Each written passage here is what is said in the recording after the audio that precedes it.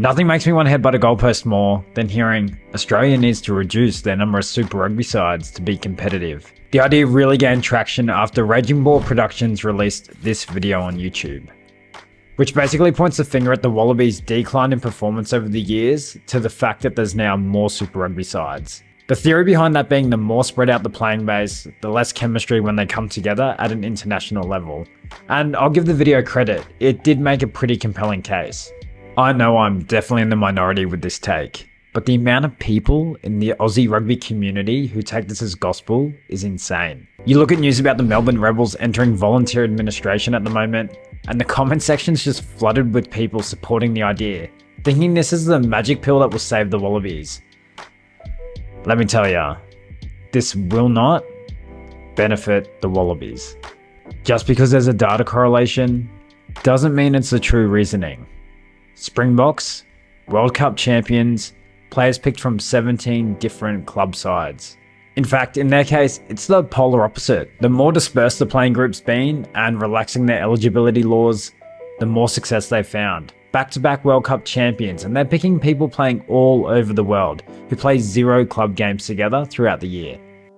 It's just not the magic pill everyone's looking for. How much better was Super Rugby when we had more sides in the competition? The Jaguares, the Sunwolves, bro, pure entertainment. Even the Rebels and the Force have given us some of the best games to watch and unveiled some of the best talent in Australian rugby. The massive assumption that the talent pool is too small in Australian rugby and doesn't exist kills me.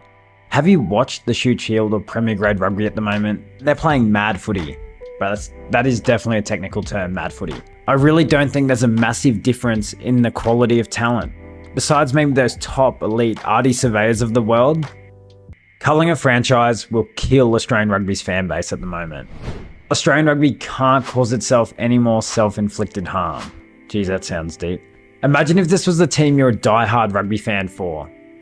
You'd be so off Australian rugby if they culled your franchise, and it's such a short-term solution. It's the whole structure of Australian rugby at the moment that doesn't streamline. There's no connection between the professional level and club, and when there is, it's a very loose one.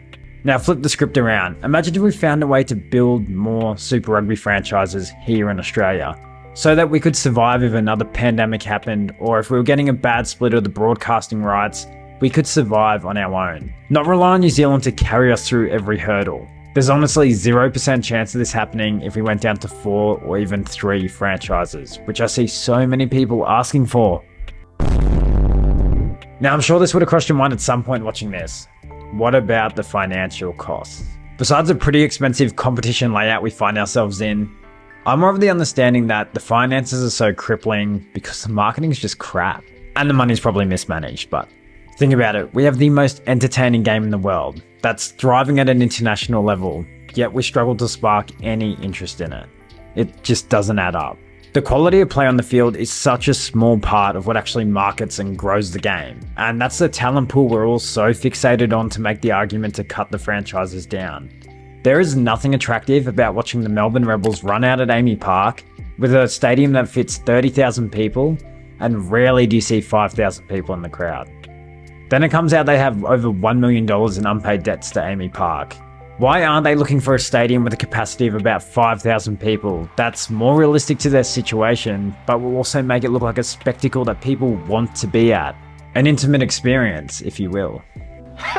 I'm sure someone crafty on the marketing and finance side of things could really boost these Super Rugby sides and the decisions they're making.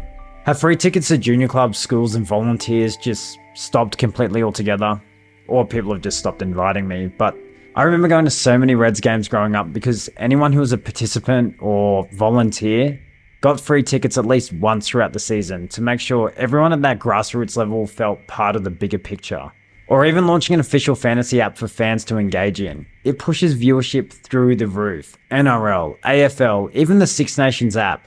It had me hooked to every single game because I was invested with how players were doing on teams that I wouldn't usually watch. Anyways, right now I'm actually really enjoying Super Rugby. The Australian teams have never been so competitive. Taking away a franchise is a simple equation for me. Less professional players, less reach, less interest, doesn't help rugby grow. Bit more money for the club short term, but doesn't fix the root problem. Let me know your thoughts on this spicy topic. I'll be posting more often. I had a technical issue. Cheers. Support the channel. Love you. Bye.